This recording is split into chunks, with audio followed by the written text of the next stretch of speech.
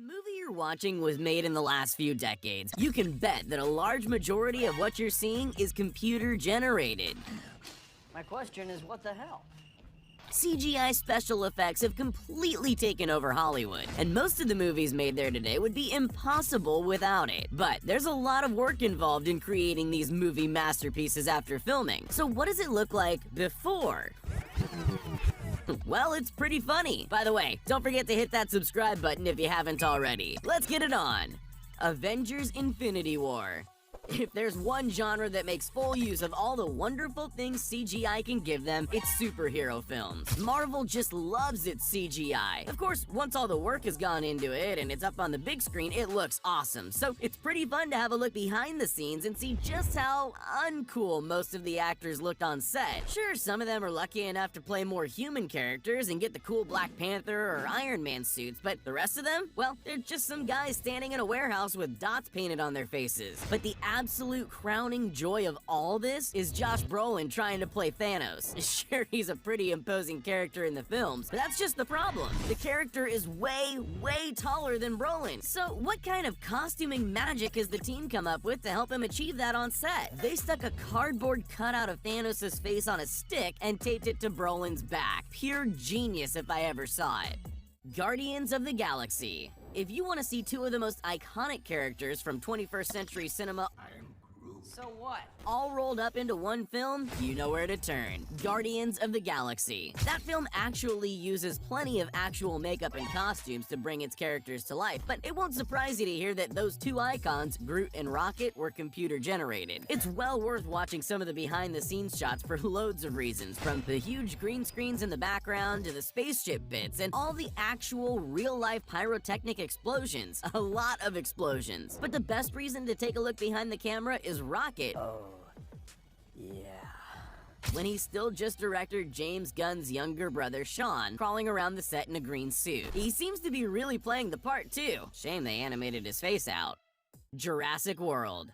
After seeing this, you're going to want to start campaigning for a re-release of Jurassic World pre-dinosaur. Sure, we should mention how well all the actors are doing since there are no monsters to be frightened of, but the bigger issue here is just how entertaining it is to watch a pole with a light on the end standing in for a T-Rex. There are so many great moments in this behind-the-scenes footage, like this moment where a crew member sticks his hand through a hole in the wall and makes it snap at the children, or this moment where Chris Pratt has to have a tender moment with a styrofoam dino head on a stick, or this, which I can only assume is the start of a new dinosaur-themed boy band. We really do need a whole film like this. Planet of the Apes. Remember Terry Notary, Harrison Ford's dog?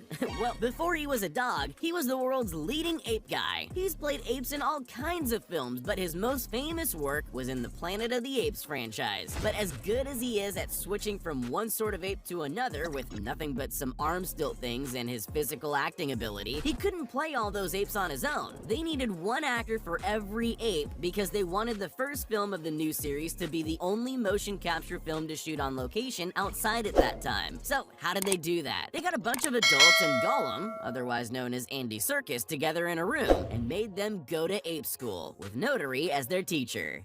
Game of Thrones. It won't surprise you that Game of Thrones was chock full of CGI, not only because dragons don't actually exist, but also because that would be a pretty big world to build in real life. There were some bits filmed on location, but the more elaborate the story got, the more CGI came in, and suddenly, Emilia Clarke was sitting on a huge, shapeless bucking bronco in a warehouse somewhere, wondering how she's meant to act like she's controlling a dragon. She wasn't the only actor facing those kinds of challenges either. Imagine pretending you're in choppy seas and on fire while fighting a war, when you're actually just standing on a boat in a car park with 60-foot-high green screens around you. But the very best has to be the zombie polar bear, which isn't just challenging because it's faceless and green like most models, but because it's actually hilarious. They probably set it on fire just to give actors one thing to be scared of.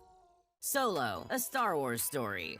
You can't get any bigger in Hollywood than Star Wars. Combine that legendary series of sci-fi films with megastar Phoebe Waller-Bridge, and you're bound to get something amazing. It's no surprise they gave her the role of spirited droid L-337, since she's known for her quick wit in front of the camera and as a writer. And they did give her freedom to improvise, but not with one surprising element. They didn't let her act like a droid.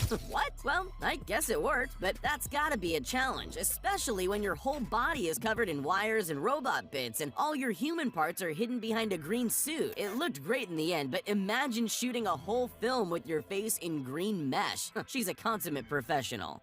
Dumbo.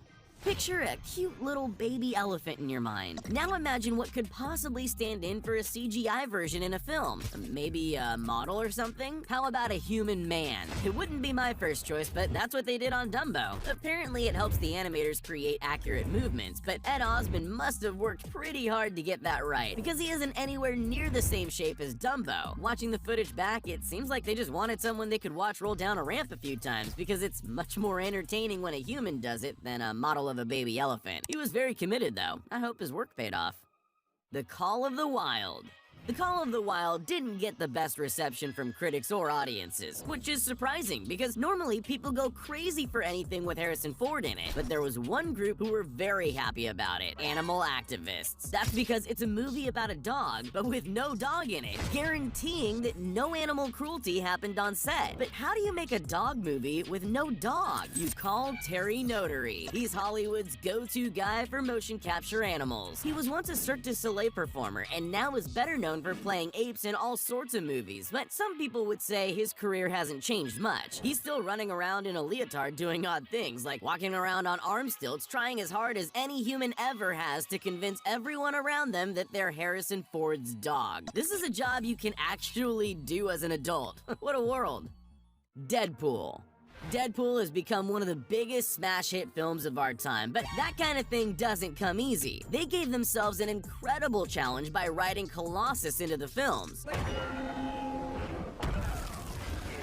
The production team were determined to get him just right, so they pulled out every trick up their sleeve, which meant he ended up being played by 4 performers and a shiny silver ball on a stick. No, seriously, there was one actor in, you guessed it, one of those horrible motion capture suits shooting reference movements in a studio. Then they got in another actor to shoot on location in yet another unflattering motion capture suit. But even though he towered over everyone at 6'9", he still wasn't tall enough, so the team put him in platform shoes to match his awful suit. Then they got a voice actor in to do his dialogue and went to the extra measure of splattering special paint all over his face to capture his facial movements with ultraviolet light, so they could combine his face with another actor's face with Colossus's strong jaw. I hope you're following this because I'm not sure I am. Plus, there was the shiny ball that the animators used to make him correctly shiny, and plenty of new software inventions.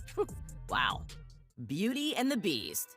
Grand dance sequences and ballroom gowns like this one used to be a staple of Hollywood cinema, and anyone who doesn't know what movie this is from could easily mistake it for a set of a 1950s musical, if it weren't for the guy in the bulging gray alien-like motion capture suit. Dan Stevens sure stood out on those ornate sets on Beauty and the Beast, and he didn't have a very easy time playing the part, with his body all contorted in his suit. Still, most actors wait their whole career for a strong money shot where they know their face will fill the silver screen from top to bottom, and he sure had plenty of those doing his very unusual face acting with 3 cameras right up close to him. I'm sure it was everything he dreamed it would be, and not uncomfortable at all.